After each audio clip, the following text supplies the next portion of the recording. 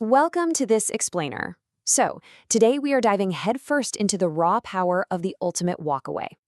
We're going to break down this massive, intricate web of betrayal, some seriously satisfying karma, and, believe it or not, a totally unexpected high-stakes romance.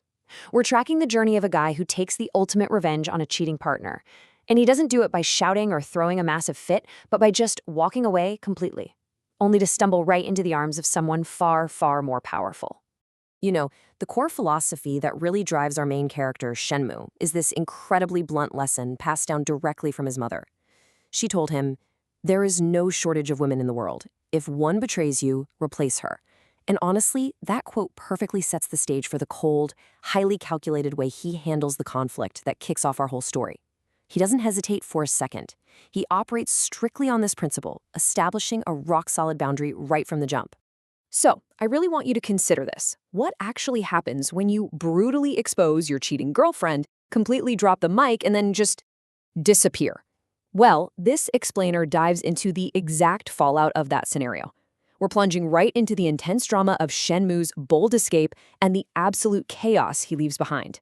All right, let's jump straight into part one, the ultimate betrayal, to see exactly how Shenmue handles this devastating discovery.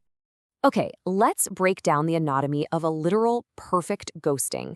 Shenmue catches his girlfriend of 3 years, Zhao, out in the heavy rain. Now, she thinks she's hidden, right? But he clearly sees her holding an umbrella for a junior named Luli and eventually kissing him.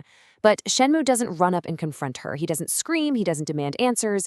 Instead, he just snaps clear photos and videos, drops that undeniable evidence directly onto the university network where literally everyone can see it, and vanishes. Poof! He shuts down all his social media, packs his bags, and just walks away. It is an absolute masterclass in setting a hard boundary. And what makes this betrayal cut so incredibly deep really comes down to the number 88. Xiaojia didn't just casually date Shenmue. She chased him relentlessly for 2.5 years, begging him exactly 88 times before he finally agreed to go out with her. She worked so hard to win his heart, playing the part of the perfectly devoted girlfriend, only to just throw it all away for some guy who was easily pleased with the bare minimum. It's a pretty stark look at what happens when loyalty gets taken for granted. Which brings us to part two, the ex's downward spiral. While Shenmue is out there effortlessly moving on, let's take a look at Zhao's incredibly desperate reaction. So the morning after this massive public exposure, Zhao wakes up to a seriously harsh reality. Her best friend calls her up, just furiously scolding her for what she did. But the real horror sets in when she glances at her phone and sees over 99 missed calls from Shenmue. Why? Because while she was busy taking her affair partner to the hospital the night before, actually, scratch that, she completely forgot she even had a date with Shenmue. This rapidly snowballs into absolute despair for Zhao. Looking at the timeline at 9:30 a.m., she realizes Shenmue had been waiting for her at a coffee shop. And not just any coffee shop, one she literally opened just for him. He sat there for a full hour before finally leaving at 10:30. In a total panic, she runs to a hotel to wash off the hospital smell and then races over to his house. But when she puts her finger on the front door scanner, she gets a cold recognition failed error. She's been completely physically locked out of his life. Standing there at that locked door, she runs into Shenmue's caretaker, Auntie Zhao, and Auntie Zhao completely refuses to let her in or call him. Instead, she delivers this absolutely devastating reality check, telling her, "You are the first person to make him cry. I hope you won't regret it." That single sentence completely breaks Zhaojia. It just leaves her sobbing and trembling right there on the ground as the door shuts in her face. Now, let's contrast that heavy despair with part 3, New Beginnings in Hong Kong. The juxtaposition between their two lives right now is honestly wild. While Xiaojia is utterly losing her grip on reality, making endless calls, begging a blocked number, clinging to empty excuses, Shenmue has touched down in Hong Kong. He immediately steps in to confidently save a girl who is being harassed at the airport. And without even breaking a sweat, he makes a single phone call and airport security rushes in to drag the attacker away. He's calm, he's collected, and he is flexing some serious, quiet influence. Now, the absolutely crucial point here is who happens to be watching this airport incident unfold. Enter Sister Han, also known as J. King Han. She is observing the whole thing from a VIP lounge. Now, she is a terrifyingly powerful underworld boss, and she immediately senses that Shenmue isn't just some random tourist. He has hidden status and real wealth. And just like that, this incredibly dangerous woman takes a deep, sudden interest in him. It's such a fascinating look at how hidden power dynamics work. Things escalate very quickly in Part 4, a high-stakes dice game. Let's see how Shenmue decides to enjoy his newfound freedom. So, looking to unwind, Shenmue hits up a high-end bar managed by a woman named Zhang Yuyao. Showcasing both his wealth and his desperate need for some peace and quiet, he literally buys out the entire coastal VIP area. He demands a 10-meter radius of completely clear space. Then, he sets up a dice game for the other patrons. You win, you get his contact number. You lose, you have to run a penalty lap outside on the beach.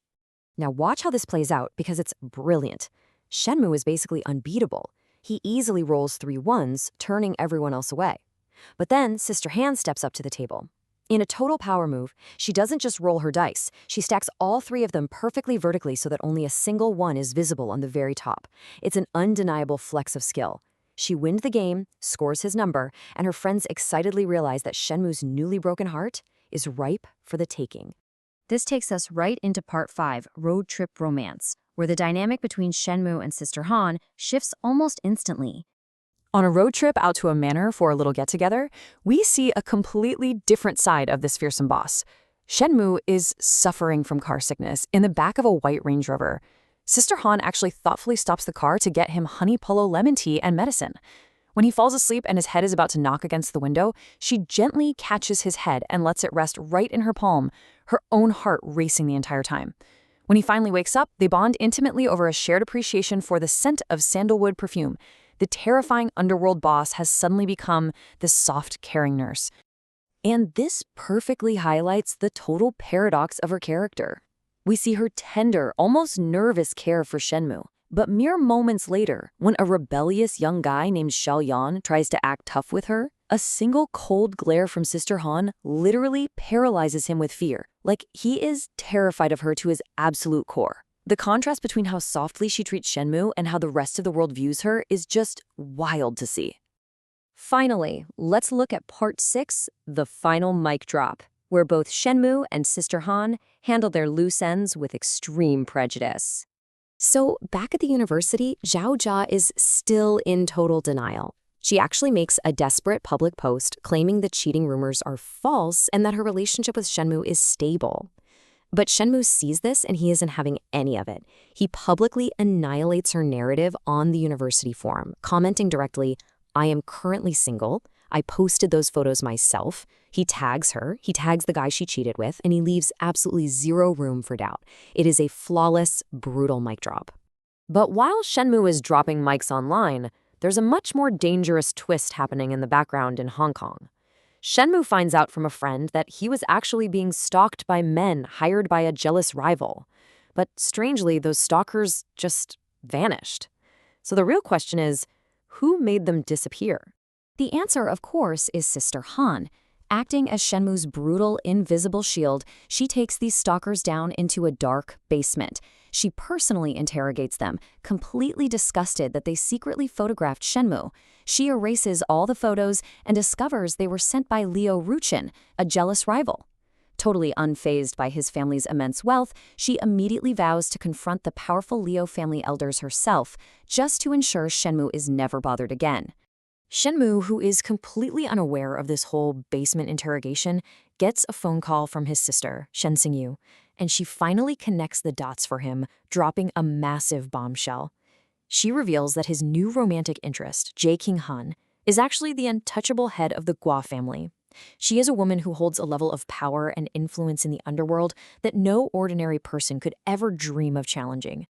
Which leaves us with one final massive question. Shenmue successfully replaced his betraying ex exactly as his mother advised. But with such a terrifyingly powerful woman now fiercely protecting him from the shadows, is he truly ready to embrace the dangerous reality of the underworld? Or will Xiaojia's pathetic desperation somehow find a way to drag him back? It's an incredible setup. Thank you so much for exploring this story with me, and as always, keep asking questions.